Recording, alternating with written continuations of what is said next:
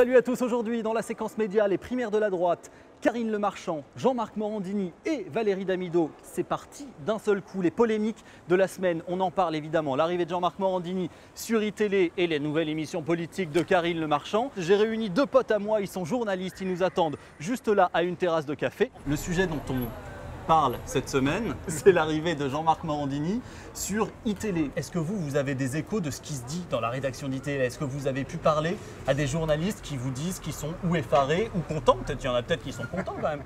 On n'a même pas besoin d'avoir des échos, c'est-à-dire qu'ils se répandent tous dans la presse, il y a beaucoup de choses qui sont dites, parce que tout le monde est tellement sous le choc, donc tout le monde se dit comment est-ce qu'on en est arrivé là, est-ce qu'on est dans une dimension parallèle, qui a pu se dire que c'était une bonne idée et comment ça se fait qu'on n'arrive pas à s'en sortir. Le problème c'est est-ce qu'il sera à l'antenne et est-ce qu'il fera son émission?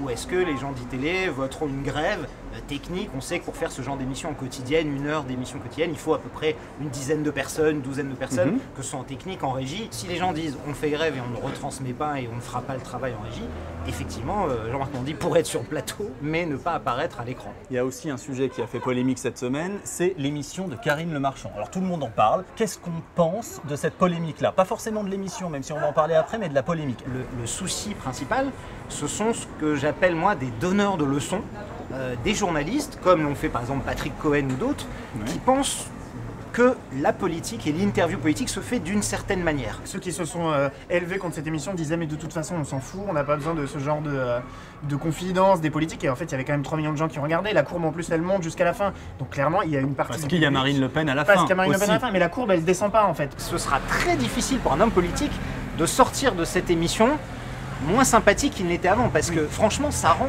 tout le monde sympathique. Bon, merci beaucoup les gars, et à bientôt. L'autre actu dont on parle, ce sont évidemment les primaires de la droite. C'était sur TF1 jeudi soir. Vous connaissez notre partenariat avec Twitter. On s'est procuré les chiffres. Regardez ce que ça donne. Au-delà de l'audience record de 5,6 millions de téléspectateurs, ce sont 362 753 tweets qui ont été échangés avec le hashtag primaire le débat. Les 3 sujets les plus évoqués sur Twitter sont les affaires étrangères, l'éducation et l'économie. Et si on compare les 3 candidats les plus attendus, c'est Nicolas Sarkozy qui a largement été le plus cité de la soirée sur Twitter, suivi de non pas Alain Juppé, mais François Fillon. Juppé, lui, n'est que le 3e plus cité entre 20h30 et 23h30, comme quoi le favori n'est pas forcément celui qu'on croit. C'est l'heure d'aller voir Valérie Damido qui nous attend chez son coiffeur. Normal, alors Valérie qu'on ne présente plus et qui cette saison fait Danse avec les stars, mais qui surtout sort un bouquin et qui est vachement sympa. Alors j'ai lu le livre, vous allez voir, elle va nous en parler. Comment ça va? On vient voir les gens, on a des caméras, des micros. À l'improviste. Tiens, je te donne ça 2 secondes, regarde comme t'es... Je suis magnifique. Comme t'es magnifique. Le temps que je me déshabille. Je prends la lumière et tout. On est beau. On est bien là. On est bien, t'as vu? C'est cool. On peut se serrer un on peu peut se serrer comme un petit ça. Bon, t'as pas trop mal aux cuisses? À Alors, force de danser. Comment te dire? En fait, c'est pas tellement les cuisses, parce que bizarrement, tu vois, il y a un petit peu de matériel au niveau de la cuisse. C'est plus au niveau de la cheville, parce que c'est la cheville qui travaille, tu vois, qui assume toute la responsabilité des petits sauts que je fais. Ah, tu fais des petits sauts? Oui, des petits sauts, des petits retournés, des petits pas chassés, des triples saltos, enfin bon, des trucs de dingue, hein, je veux dire. C'est quand même pas trop ton truc, les robes à paillettes et les talonnettes, quoi. Ah bah les talons tout court, hein, c'est pas mon truc. Et alors la danse de salon, c'était pas du tout mon truc. Là non, c'est cadré, il y a une chorégraphie, un timing. Et puis surtout, tu as un danseur. Le gars a tiré le gros lot, c'est-à-dire qu'il a tiré la fille qui est la moins sportive et qui est la meilleure en danse de salon.